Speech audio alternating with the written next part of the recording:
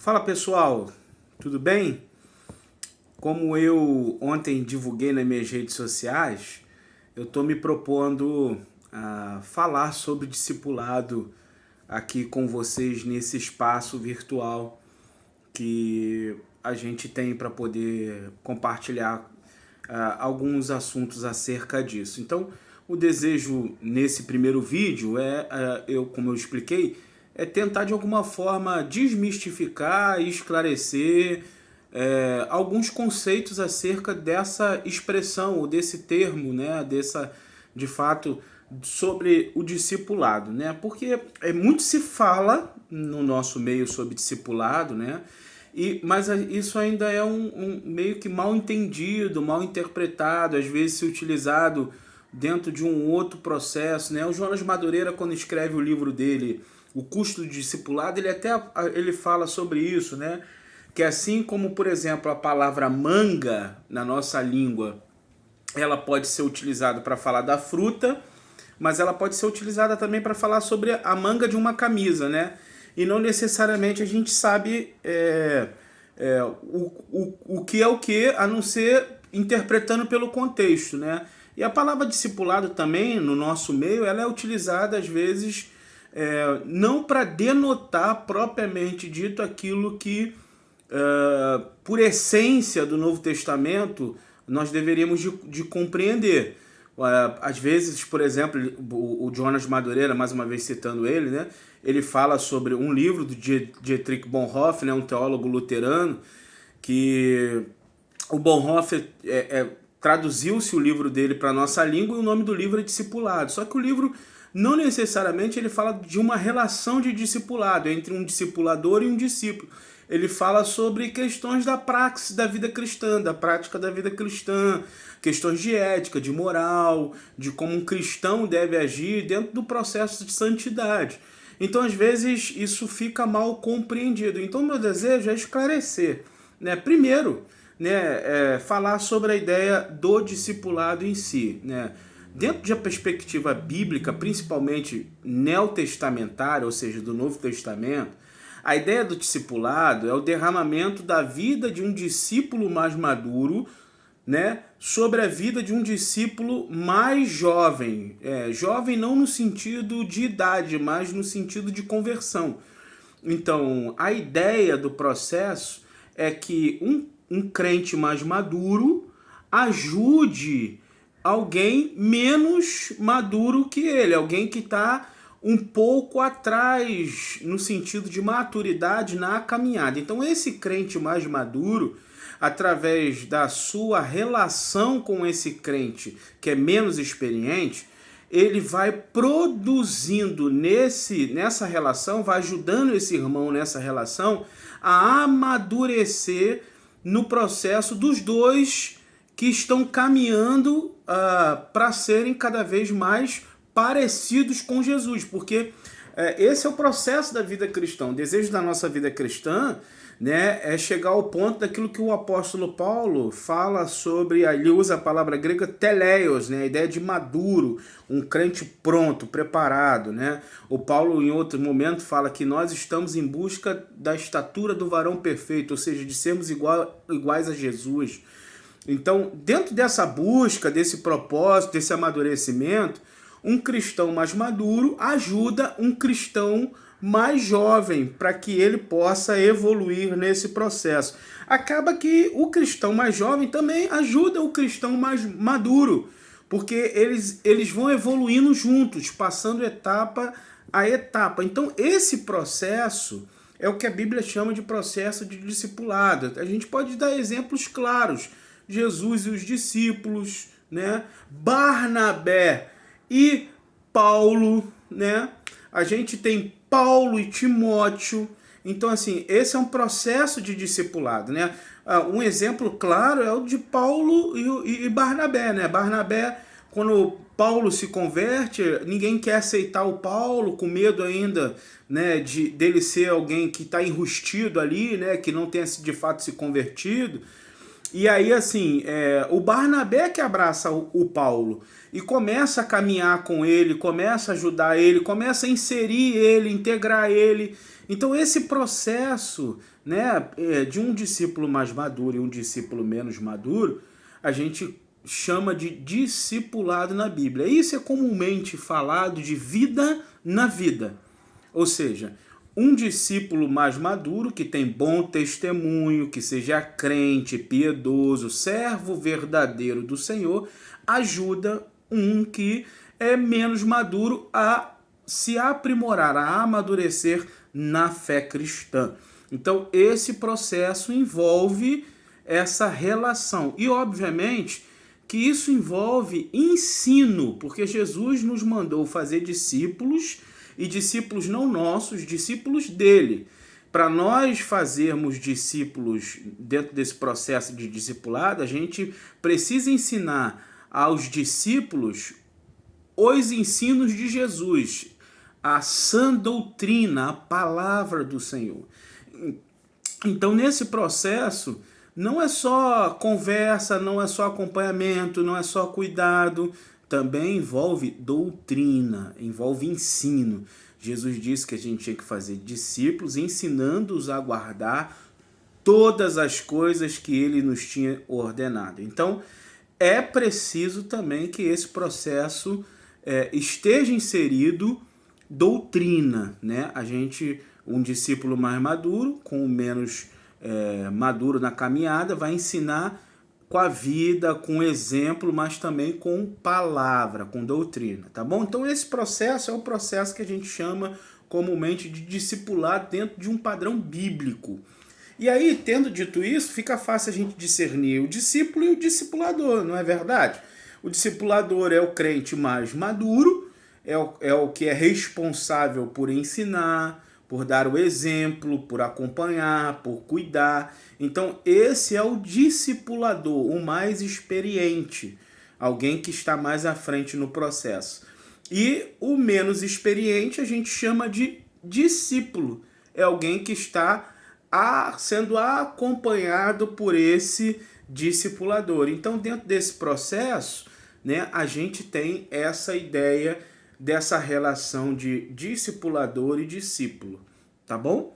E assim, obviamente que tanto discipulador quanto discípulo, eles estão vinculados à subserviência, à submissão ao Senhor Jesus. Eu não faço discípulos de mim, do que eu penso, do que eu acho, do que eu, da forma que eu enxergo o mundo. Eu faço discípulos para Jesus. O apóstolo Paulo, quando escreve aos Coríntios, no capítulo de número 11, ele fala para os Coríntios o seguinte, logo no primeiro verso, ele diz, sejam meus imitadores, como eu sou de Cristo. Os coríntios deveriam imitar Paulo, o exemplo de Paulo, a forma como Paulo praticava a doutrina, a forma como Paulo vivia, como Paulo cria, porque ele era um discípulo de Jesus, ou seja, ele era um imitador de Jesus. Ele fazia o que Jesus fazia, o que Jesus ordenava, o que ele praticava. Então, nós fazemos discípulos de Jesus e não nós, tá bom? Então, isso é muito confundido, isso também se tem muito tabu por causa de excessos de questões de autoritarismo, né, de essa ideia de cobertura espiritual, como se falou há muito tempo, né? E o discipulador e o discípulo, eles não têm uma relação dentro desse processo hierárquico, né, de subserviência, né?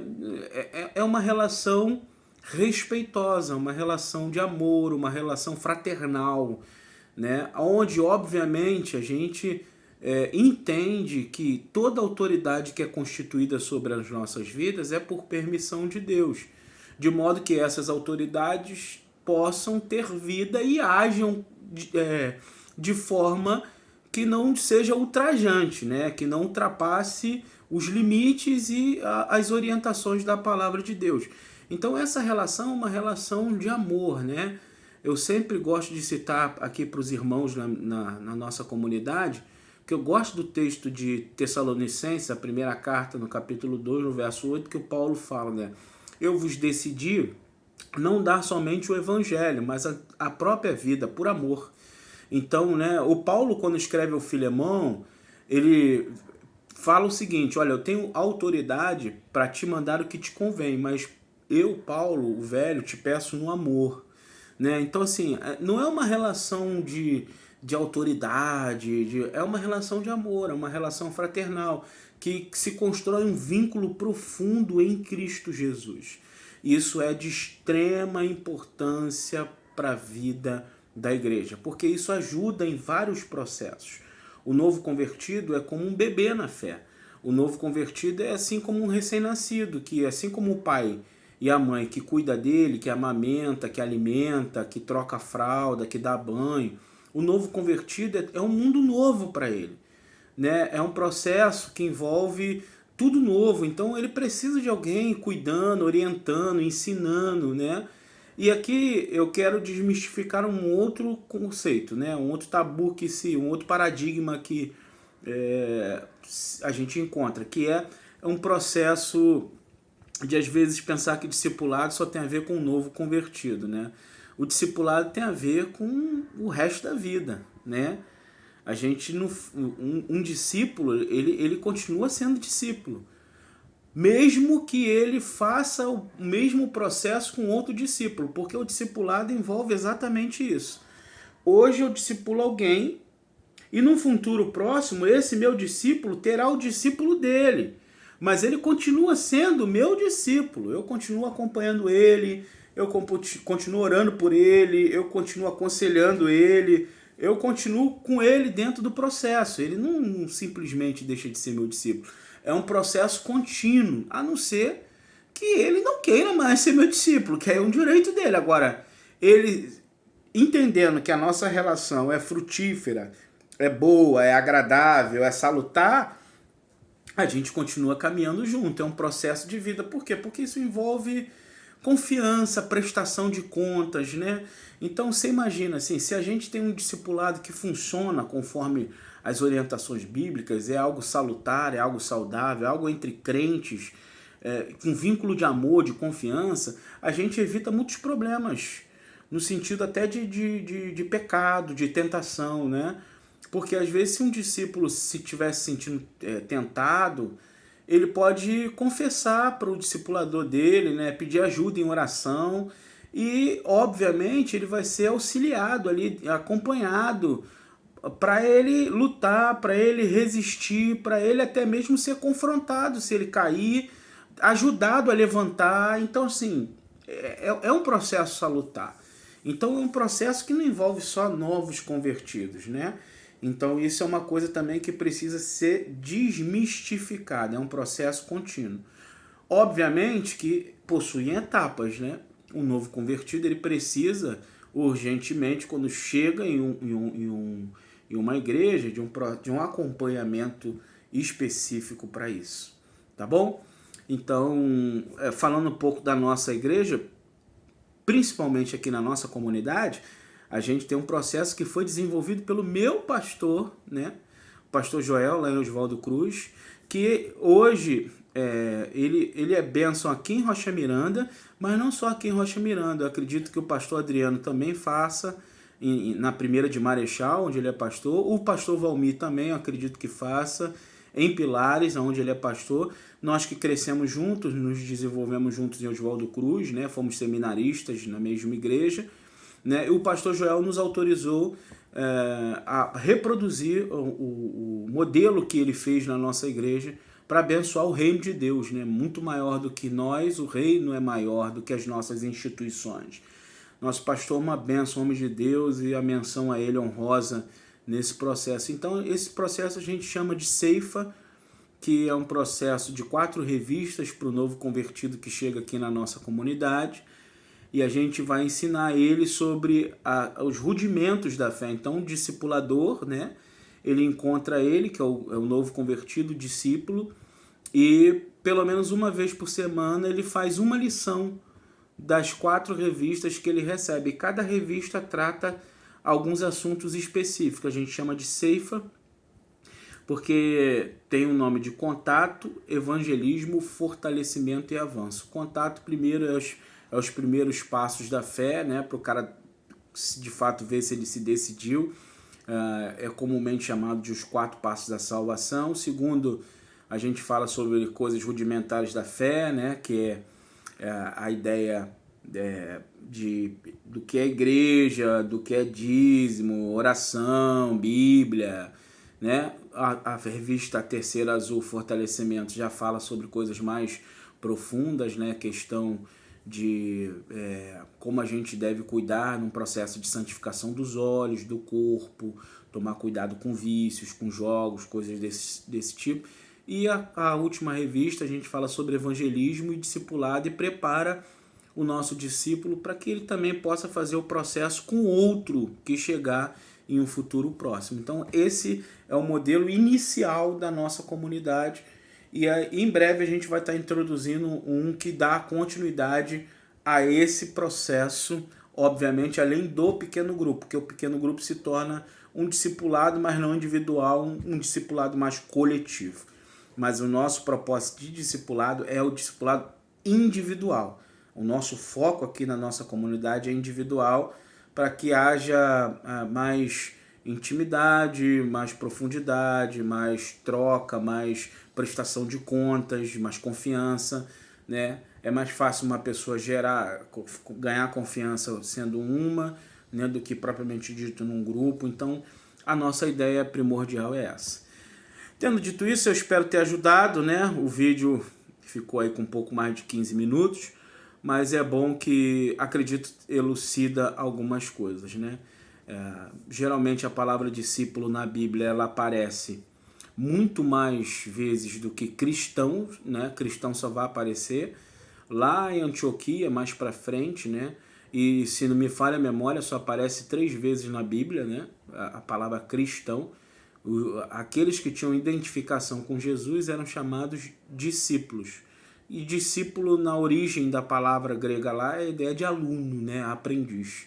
Então, quem é discípulo de Jesus é quem é aprendiz de Jesus, é quem está caminhando com o mestre.